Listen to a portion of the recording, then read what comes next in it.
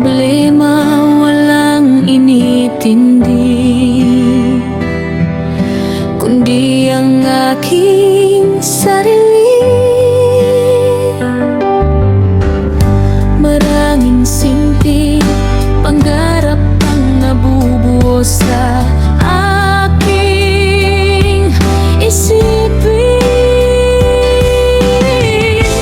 Isang pangarap na mahirap na abutin, isang pangarap na sa panaginip na lang mangyayari.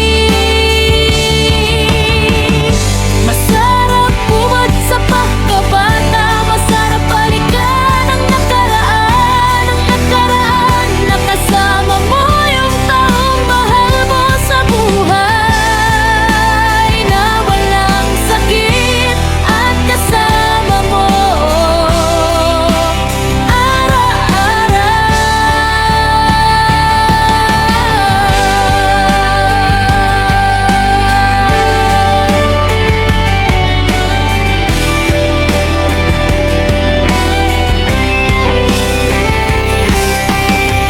ngunit ito ay hindi naman hayari. Siya yung taong kasama mo sa hirap at ginhawa.